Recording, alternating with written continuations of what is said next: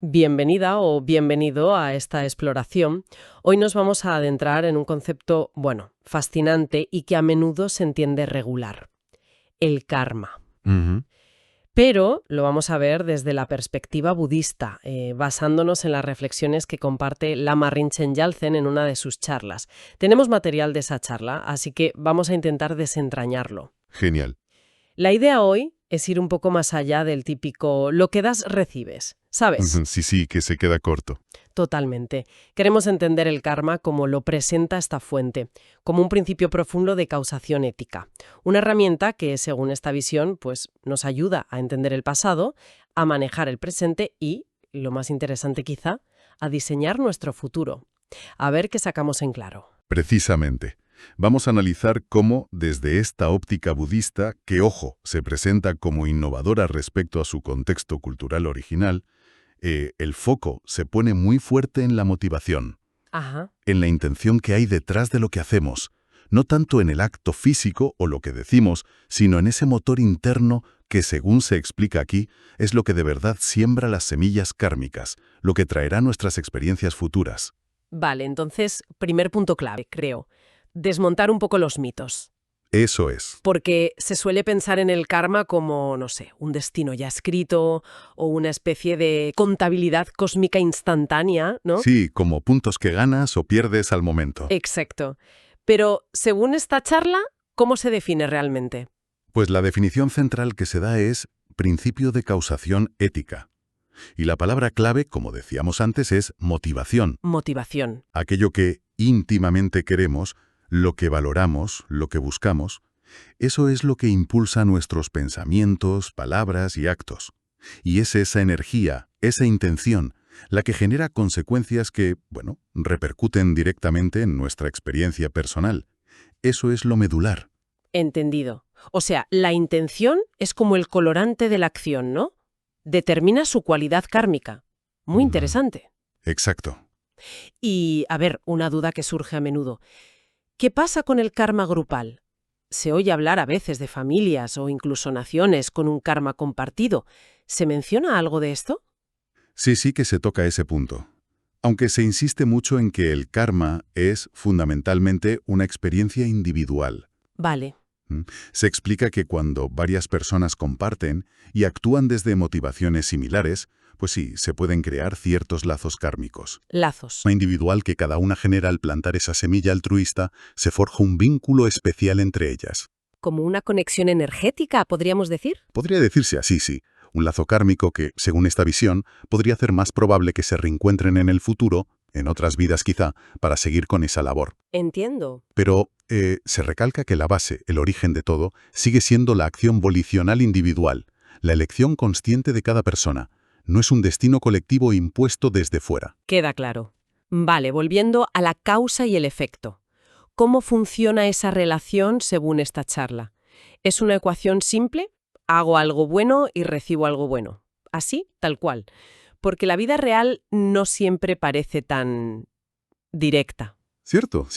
Y la charla no lo presenta como una matemática exacta, para nada. Menos mal. Sí se afirma que hay una correlación clara. O sea, las acciones que nacen de una mente, digamos, equilibrada, sana, con motivaciones puras como el amor, el altruismo, tienden a generar consecuencias beneficiosas para nuestro desarrollo, nuestro bienestar. ¿Lógico?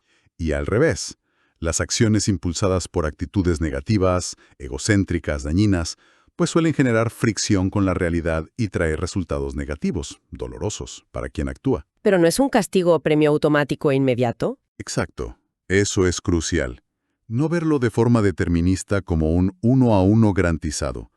El karma se describe más bien como una energía dinámica, una tendencia. Tendencia. Si al actuar de cierta manera, generamos costumbres, inclinaciones, patrones mentales, emocionales, es como si araras un surco en un campo, ¿sabes? Ajá. Facilita volver a pasar por ahí, pero eso no significa que el resultado futuro esté escrito en piedra con todos sus detalles. Son más bien propensiones, inercias. Esta idea de tendencias frente a destino fijo me lleva de cabeza a otra gran cuestión. ¿Hasta qué punto somos libres entonces? Buena pregunta. Si nuestras acciones pasadas generan tendencias que nos empujan, ¿Estamos condicionados o realmente podemos elegir? ¿Cómo encaja el karma en el debate de determinismo versus libre albedrío, según esta fuente? Pues mira, aquí es donde la perspectiva se pone especialmente profunda y yo diría útil para la vida diaria. A ver, La charla presenta el karma como una vía intermedia, un equilibrio dinámico entre esos dos extremos que has dicho, el determinismo total, todo escrito, y el libre albedrío absoluto, libertad total sin pasado. Sugiere que en cada momento operan, a la vez, dos fuerzas dentro de nosotros. dos fuerzas. Suena a tensión constante, ¿no?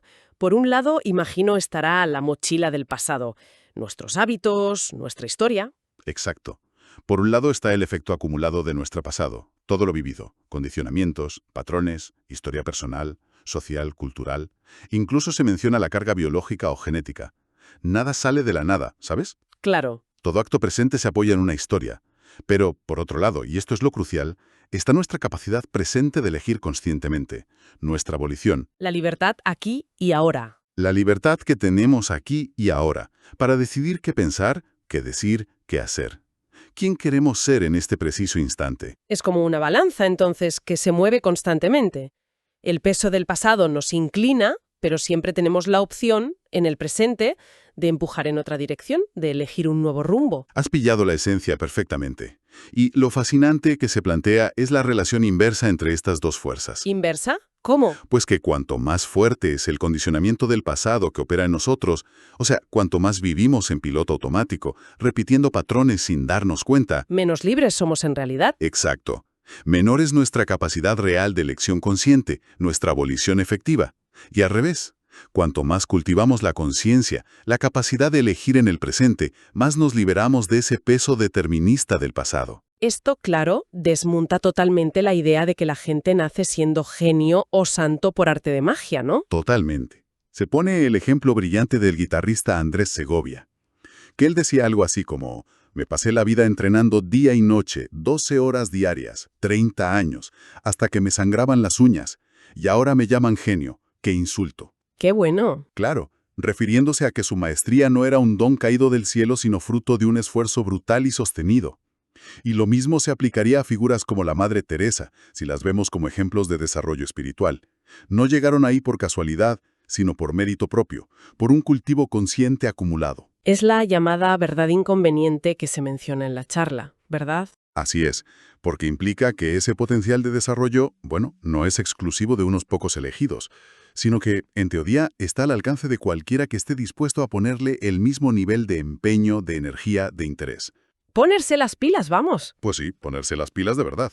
Hablando de potencial, circula mucho esa idea de que solo usamos el 10% del cerebro y tal. Pero la charla de la Marrinchen va muchísimo más allá, ¿no? Sugiere que nuestro potencial de cambio podría ser exponencial. Sí, y este es uno de los puntos más impactantes, yo creo. Se argumenta que esa idea del 10% es una visión muy lineal, muy limitada. La perspectiva que se ofrece es radicalmente distinta. A ver, Podríamos estar usando una fracción ínfima de nuestro potencial real de desarrollo, de transformación, quizás menos del 0,01%. un momento. Menos del 0,01%. Pero eso es casi nada. La charla sugiere entonces que nuestro potencial es prácticamente ilimitado, si sabemos cómo enfocarlo. Es una idea potentísima. Lo es, lo es. La visión no es lineal, o sea, no es un poco más de esfuerzo igual un poco más de resultado. Es exponencial. ¿Exponencial? Lo que significa que si invertimos una cantidad significativa de energía y atención consciente, si nos volcamos de verdad en transformarnos, podemos lograr un progreso increíblemente rápido. ¿Rápido cómo?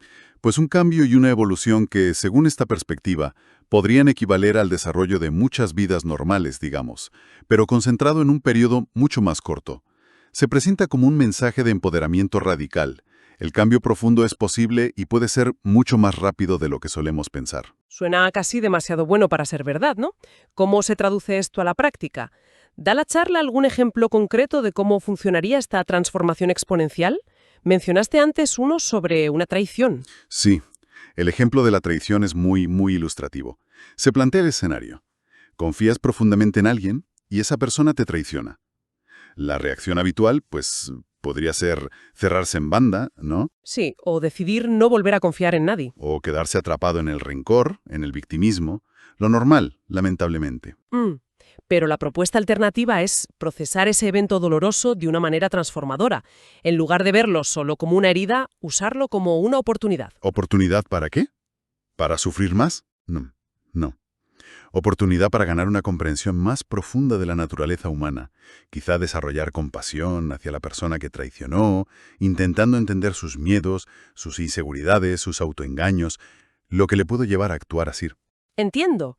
Y eso no solo sanaría esa herida concreta, imagino, sino que tendría un efecto más amplio. Correcto. Esa comprensión más profunda y compasiva no solo ayuda a sanar el evento presente y la relación específica, sino que, como se dice en la charla, puede servir para revisar los archivos del pasado. ¿Revisar archivos? Sí, es una metáfora. Significa que puede permitirnos reinterpretar y sanar otras heridas similares de traición, de abandono, que llevamos acumuladas en el subconsciente. Liberar ese rencor enquistado que nos consume energía desde dentro sin que nos demos cuenta. Entiendo. Es como si una experiencia negativa, si se gestiona con esta perspectiva consciente, pudiera actuar como un catalizador, como pulsar una tecla que libera un montón de karma negativo o sufrimiento acumulado, sanando muchas cosas de golpe. Esa es exactamente la idea. Se explica que en la medida en que hacemos cambios positivos conscientes, nos liberamos de patrones tóxicos, cultivamos una mente estable, clara, sana, introducimos cualidades como amor, compasión, reemplazamos una visión materialista por una más holística, pues el avance deja de ser lineal. Y se vuelve exponencial. Se vuelve exponencial. Si se pone el empeño, la energía, la dedicación que se describe en el ejemplo del Mahasiddha, el gran practicante, el que se entrega por completo, se puede lograr un cambio muy, muy significativo en relativamente poco tiempo. Vale, la teoría es inspiradora, no cabe duda. Pero seamos realistas. ¿Cómo se despierta esa energía descomunal, esa determinación férrea para cambiar tan radicalmente? Pasar de la inercia de la rutina a ser un Mahasiddha suena a un salto cuántico. Sí, es un gran salto. Se sugiere en la charla cómo se puede activar ese potencial, cómo dar ese primer paso tan grande. Sí que se exploran las posibles chispas que pueden encender ese fuego transformador. La charla sugiere dos vías principales, que a menudo son bastante extremas, la verdad. Extremas. Parece que se necesita algo potente para romper nuestra caparazón habitual de hábitos, de creencias limitantes, de distracciones, algo que abra grietas en esa caja confortable pero restrictiva en la que a veces vivimos. ¿Y cuáles son esas vías? Una es la que se llama vía amarga. Uf, suena duro. Y lo es. Ocurre cuando la vida que hemos construido, ese castillo de arena que nos daba seguridad, pues se derrumba de golpe. El ejemplo que se da es el de una mujer, una ama de casa con una vida normal, que pierde todo en una catástrofe, una inundación. Familia, hogar, todo. Queda destrozada, claro. Una situación terrible, desde luego. Terrible, sí. Pero en medio de esa devastación, de esa vulnerabilidad extrema, se dice que se vuelve tierna, fértil.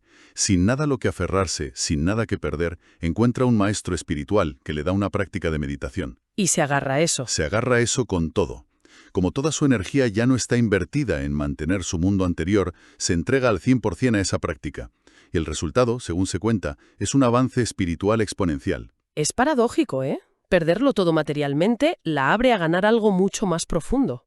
Entiendo la vía amarga, aunque sea dula. ¿Y la otra? La otra es la vía dulce. Mejor nombre tiene. Sí, esta sucede cuando algo que podríamos llamar mágico, algo que brilla con una luz especial por encima de lo ordinario, irrumpe en nuestra vida cotidiana. ¿Cómo qué?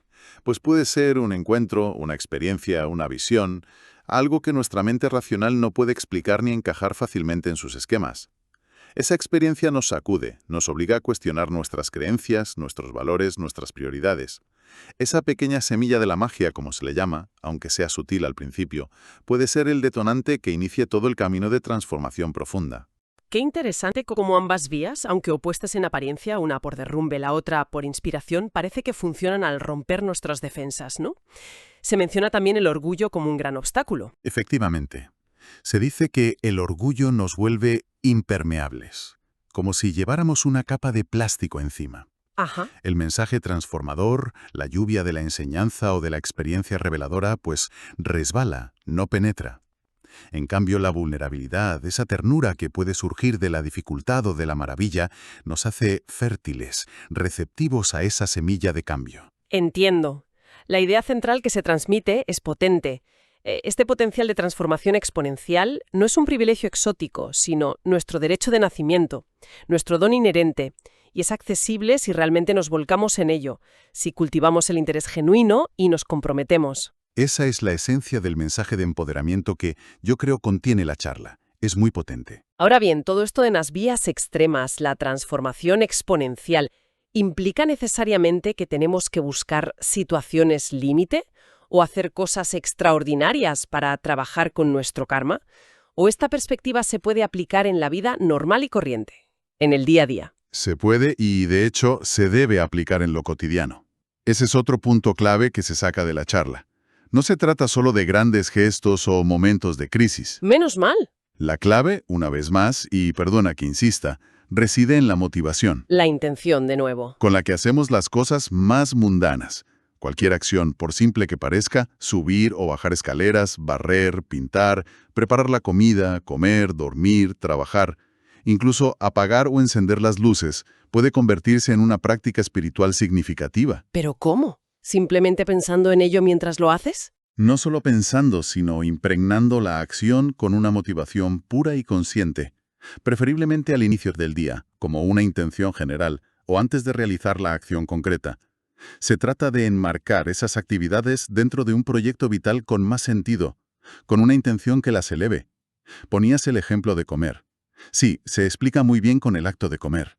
Uno puede comer por simple placer, de forma automática, o para anestesiar emociones incómodas, ¿no? Usando la comida como una droga.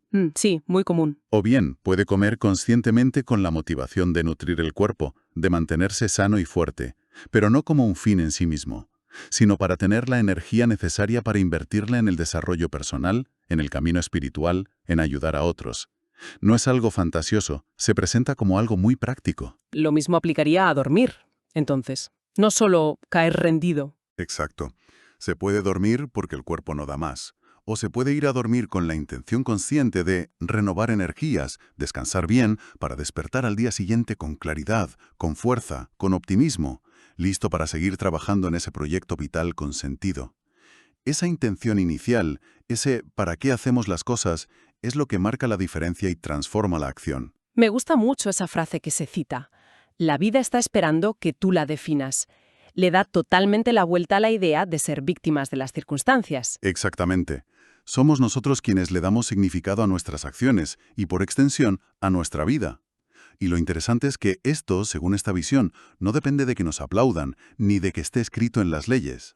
Se describe el karma como una ley natural, inherente a cómo interactuamos con el universo. Una ley de la naturaleza. Y su funcionamiento depende fundamentalmente de nuestra intención interna, de la calidad de nuestra mente y corazón al actuar. Para ir ya perfilando el final de nuestra exploración de hoy, en la fuente se mencionan distintos tipos de karma. Categorías, digamos, incluyendo uno que suena especialmente potente. El karma trascendental. ¿Podrías explicarnos un poco qué significa eso? Claro. Se describe en varios niveles, ¿sí? Primero, el karma positivo. Acciones con intenciones sanas que nos llevan a mejorar nuestra situación futura. Luego, el karma negativo. Acciones con motivaciones dañinas o ignorantes que generan problemas y sufrimiento. ¿Vale? También se menciona un karma neutral, que sería el de vivir un poco a ciegas, en piloto automático, siguiendo los impulsos básicos sin mucha consciencia. Como dice gráficamente, como un animal de carga que sigue la rutina.